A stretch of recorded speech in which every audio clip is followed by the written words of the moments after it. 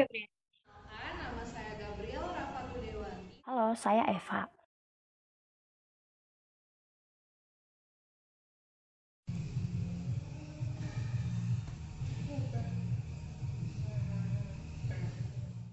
Perkenalkan, nama saya Jason Gerson Nelvan. Selamat pagi semua, semoga kalian semua sehat dan semangat selalu ya. Di sini saya akan menjelaskan mengenai social enterprise, yang dimana dewasa ini banyak sekali social enterprise yang bermunculan di Indonesia dan menjadi tren baru di dalam dunia bisnis. Sebenarnya apa sih social enterprise? Nah, social enterprise atau perusahaan sosial adalah sebuah ide bisnis yang menggabungkan antara konsep dasar berdagang, yaitu mencari keuntungan, dengan kewajiban kita membantu lingkungan sosial, di mana sebuah perusahaan akan memaksimalkan pendapatannya sejalan dengan manfaat yang diberikan kepada masyarakat. Nah, pertama berkembang di Inggris pada tahun 1970-an. Pakem berbisnis ini memiliki respon balik atas traditional commercial enterprise yang hanya menguntungkan pemilik modal sebuah perusahaan. Posisinya netral, nggak pro terhadap sebuah korporasi, dan juga nggak condong terhadap kegiatan sosial semata layaknya organisasi non-profit.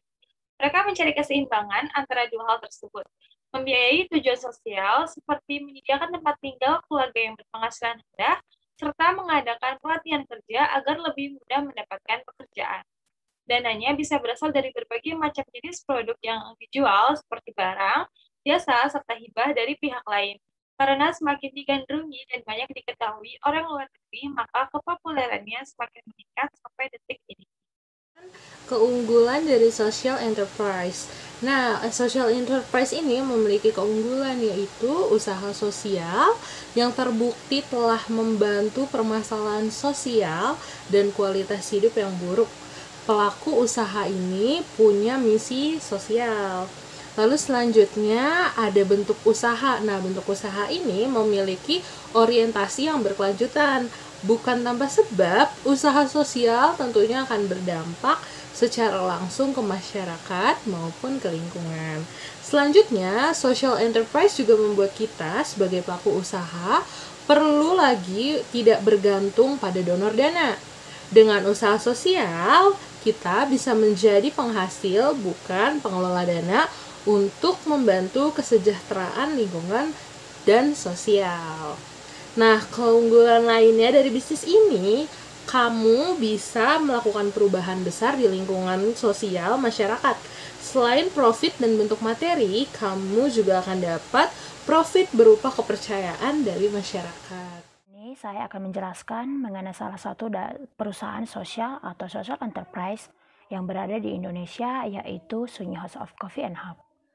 Setelah kita mengetahui mengenai arti dari social enterprise maupun perbedaannya dengan CSR, kali ini saya akan menjelaskan salah satu contoh perusahaan sosial di Indonesia, yaitu Sunyi House of Coffee and Hub.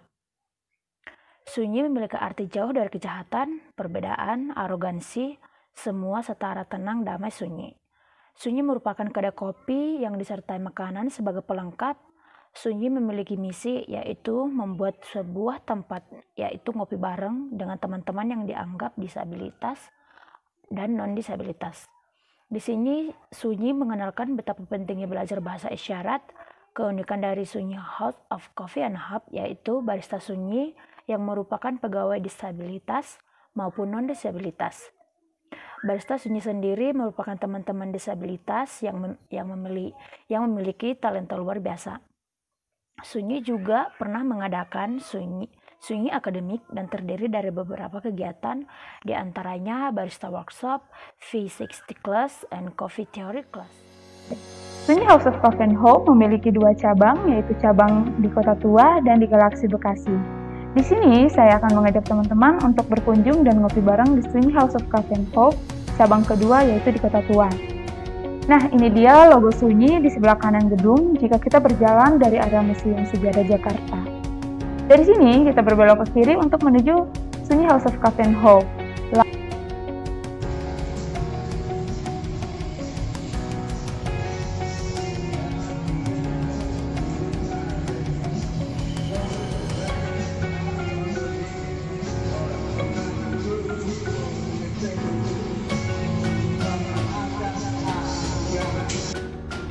Ada pintu masuk di sebelah kiri untuk menuju ke lantai 2, tepatnya lokasi kafe.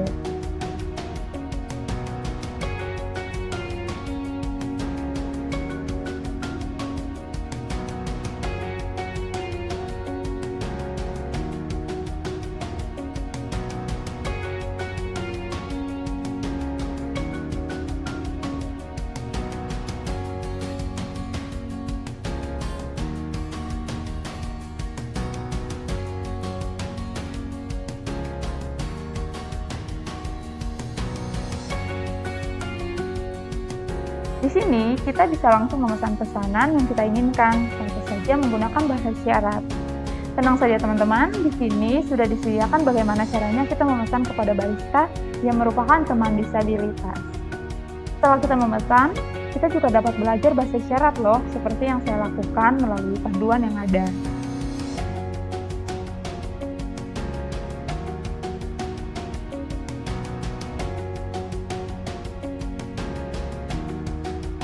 Sekarang kita intip yuk proses pembuatan pesanannya. Nah, sekarang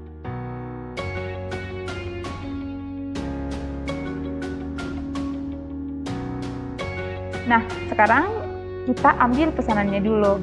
Di sini saya memesan coklat sunyi, americano, cafe latte, and mochaccino. Rasanya sangat enak, pas, dan tidak terlalu manis.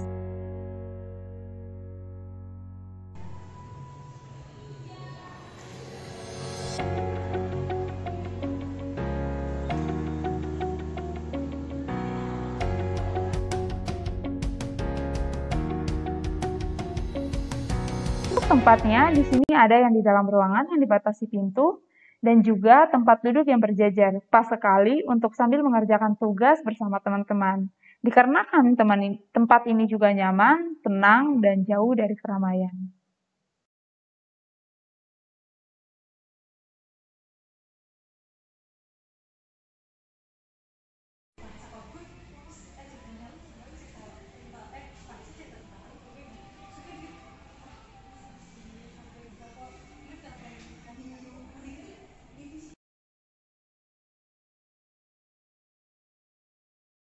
Contoh-contoh social enterprise yang ada di Indonesia. Yang pertama adalah Nazafa Water Filters yang bergerak di sektor energi dan lingkungan. PT Holland for Water adalah perusahaan sosial di bidang sumber air untuk kebutuhan harian dengan aman, hemat, dan terjangkau. Sebagaimana di negara maju, diharapkan air dapat langsung diminum dari keran tanpa perlu diolah terlebih dahulu. PT AFW melakukan upaya ini dengan menjual filter air minum yang terbaik dan terhemat bernama Nazafa. Yang kedua adalah Sirtanio Organik Indonesia yang bergerak di sektor pertanian. Sirtanio Organik Indonesia adalah produsen yang beras organik terkemuka di Indonesia yang memasok kebutuhan pasar secara berkelanjutan. Sirtanio memproduksi beras merah dan campuran beras organik. Sirtanio Organik Indonesia hadir untuk meningkatkan kesejahteraan petani padi di Indonesia. Yang ketiga adalah Gandeng Tangan yang bergerak di sektor layanan keuangan. Gandeng Tangan adalah penghubung bagi para pemilik usaha mikro yang membutuhkan pembiayaan dengan para investor yang ingin memberikan dampak sosial. Melalui investasi jangka pendek, Gandeng Tangan menghadirkan sistem pendanaan yang aman dan transparan agar kedua belah pihak dapat bergandengan tangan untuk mewujudkan Indonesia yang lebih baik. Gandeng Tangan memberikan pelayanan mulai dan menyeleksi dan mendampingi usaha mikro yang akan menerima pembiayaan. Membantu usaha mikro di Indonesia berkembang dengan berinvestasi mulai dari 50.000. Keempat adalah Mendekor yang bergerak di bidang sektor